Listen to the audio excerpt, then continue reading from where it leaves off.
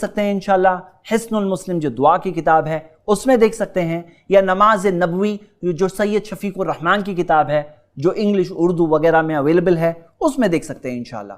मैं मुख्तसर तरीके से ये आपके सामने रख रहा हूँ। नमाज के ताल्लुक से और डिटेल्स भी अगर आपको चाहिए तो वो किताबों में भी मौजूद है, आप हमारी नोट्स भी देख सकते हैं इंशाल्लाह। आइए आगे बढ़ते हैं। दुआ इस्तिफ्ताह के बाद क्या करना है? अऊज़ु बिल्लाहि मिनश शैतानिर रजीम कहना है।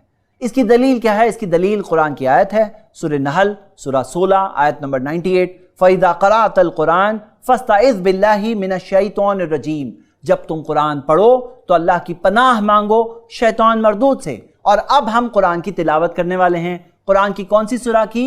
सूरतुल फातिहा की तिलावत करने वाले हैं। तो जब तुम कुरान पढ़ो तो अल्लाह की पनाह मांगो शैतान मरदूद से, ये अल्लाह का हुक्म है। और प्यारे नबी मोहम्मद सल्लल्लाहु अलैहि वसल्लम का प्रैक्टिकल अमल भी हमें मिलता है। काना रसूलुल्लाह सल्लल्लाहु अलैहि वसल्लम इज़ा क़ाम मिनल लैल, जब नबी सल्लल्लाहु अलैहि वसल्लम रात में क़ियामुल लैल के लिए खड़े होते तो वो कहते सुम्मा यक़ूल अल्लाहु अकबर कबीरा सलासन, अल्लाहु अकबर कबीरा 3 बार कहते, और फिर कहते अऊज़ु बिल्लाहिस समीइल अलीम मिनश शैतानिर रजीम, कि अल्लाह की पनाह मांगता हूं मैं जो सुनने वाला और जानने वाला है शैतान मरदूद से, मिन हमज़िही व नफ़ख़िही व नफ़्सिही।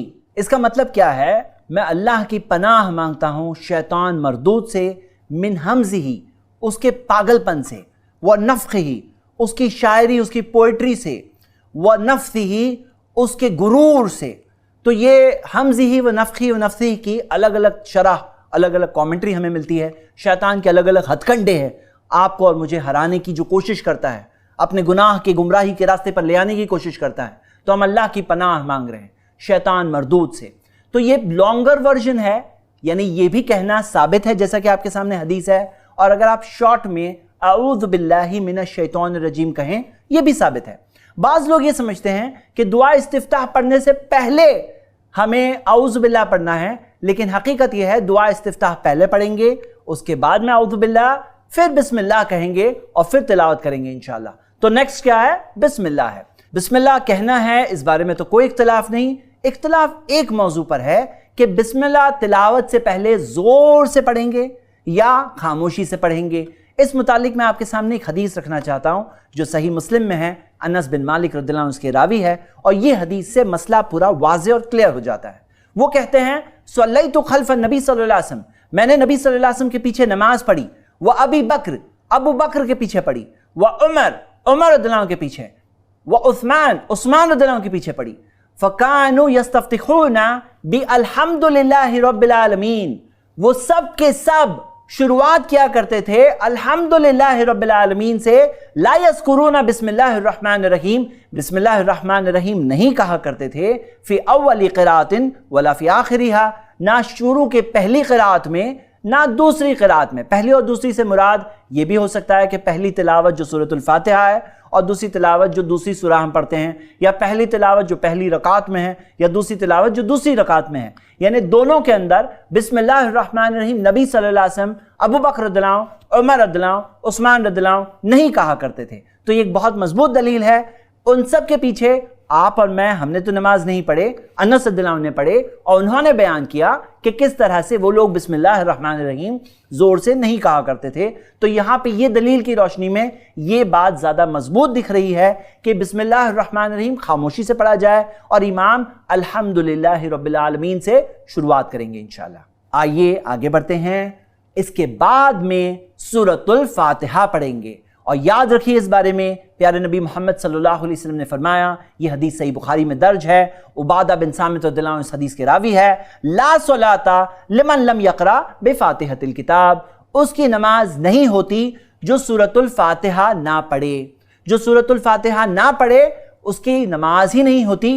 इसी वजह से उलमा इकराम ने इस हदीस की रोशनी में इसे रुकन का दर्जा बताया है। जो नमाज के अरकान है ना, पिलर्स, जैसे पिलर ना हो तो बिल्डिंग क्या हो जाएगा? बिल्डिंग ही गिर जाएगी। उसी तरह नमाज के अंदर अगर पिलर ना हो तो ला सलाता, नमाज नहीं होती।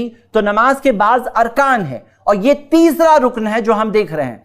पहला रुकन क्या था? तकबीर तहरीमा, जो अल्लाहु अकबर कहकर हमने नमाज स्टार्ट की, वो रुकन का दर्जा रखता है। दूसरा रुकन क्या था? क़ियाम, खड़े होना।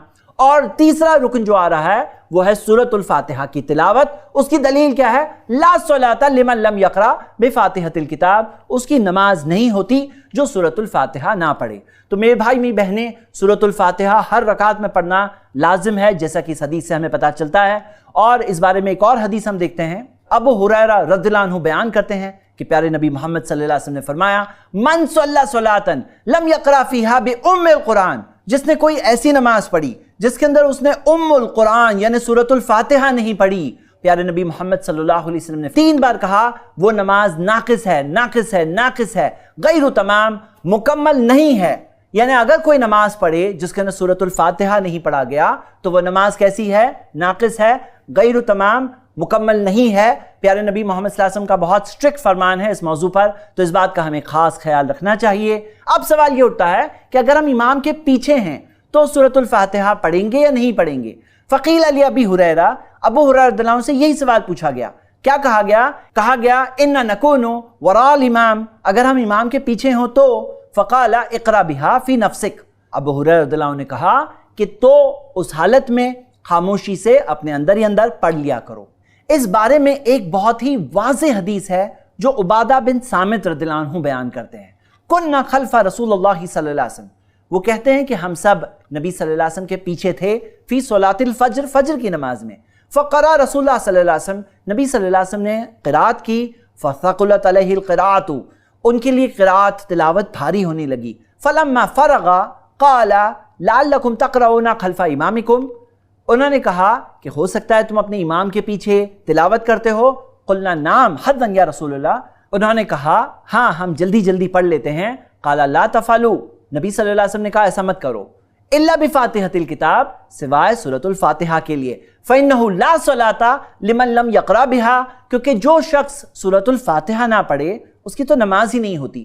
تو یہاں پر ایک واضح دلیل ہے، فجر کی نماز تھی یعنی لاؤڈ نماز تھی، صحابہ نبی صلی اللہ علیہ وسلم کے پیچھے سورۃ الفاتحہ بھی پڑھتے، دوسری سورہ بھی پڑھتے، نبی صلی اللہ علیہ وسلم نے پیچھے پلٹ کر کے نماز کے بعد کہا کہ کیا تم اپنے امام کے پیچھے تلاوت کرتے ہو؟ انہوں نے کہا ہاں، تو نبی صلی اللہ علیہ وسلم نے فرمایا لا تفعلوا، ایسا مت کرو، مطلب تلاوت مت کرو، الا بفاتحۃ الکتاب، سوائے سورۃ الفاتحہ کی، کیونکہ جو شخص سورۃ الفاتحہ نہ پڑھے اس کی تو نماز ہی نہیں ہوتی۔ تو یہاں پر ہم دیکھتے ہیں باقی جو تلاوت ہے وہ تلاوت جو امام کر رہے ہیں وہ پیچھے والوں کی بھی تلاوت ہے، لیکن سورۃ الفاتحہ پڑھنے کی واضح حدیث یہاں موجود ہے۔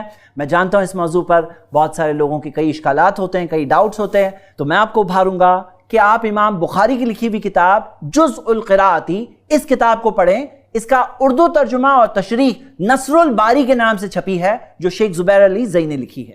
آپ اس کتاب کو iPlus اکیڈمی سے ڈاؤن لوڈ کر سکتے ہیں۔ ایک اور کتاب اس موضوع پر بہت ضروری ہے، توضیح الکلام، جو شیخ ارشاد الحق اثری نے لکھی ہے، اس کتاب کو بھی آپ iPlus اکیڈمی سے ڈاؤن لوڈ کر سکتے ہیں انشاءاللہ۔ تو آئیے ہم سورۃ الفاتحہ پڑھیں۔ بسم اللہ الرحمن الرحیم، اللہ کے نام سے جو بہت مہربان نہایت رحم کرنے والا ہے۔ الحمدللہ رب العالمین، تمام تعریف اللہ کے لیے جو سارے جہانوں کا رب ہے۔ الرحمن الرحیم، جو بہت مہربان نہایت رحم کرنے والا ہے۔ مالک یوم الدین، قیامت کے دن کا مالک ہے۔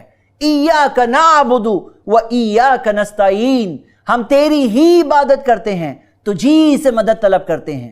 اہدنا الصراط المستقیم، ہمیں سیدھے راستے کی ہدایت دے دے اے اللہ۔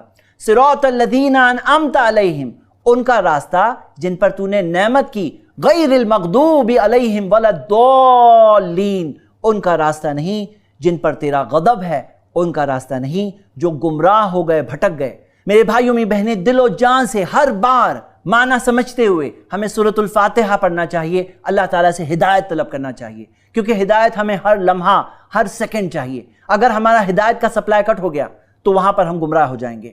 ہمیں آکسیجن چاہیے سانس لیتے رہنے کے لیے۔ ہدایت دو ٹائپ کی ہے، ایک ہے صحیح راستہ پتہ چلے، اور دوسری ہدایت ہے صحیح راستے پہ چلنے کی توفیق ہو۔ تو ہم اللہ تعالیٰ سے ہدایت طلب کرتے رہیں، ہمیشہ دل سے چاہتے ہوئے اللہ تعالیٰ سے مانگتے رہیں، اہدنا الصراط المستقیم۔ یہ پڑھنے کے بعد کیا کرنا ہے؟ یہ پڑھنے کے بعد ہمیں آمین کہنا ہے، اور اگر ہم امام کے ساتھ ہیں تو آمین بلند آواز میں کہنا ہے۔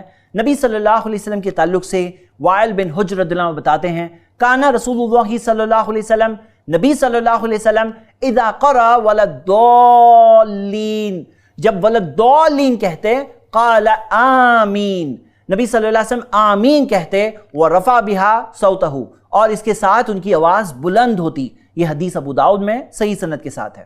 صحیح بخاری کی حدیث میں آتا ہے کہ ابو ہریرہ رضی اللہ عنہ بیان کرتے ہیں اذا امن الامام، جب امام آمین کہے فامنوا،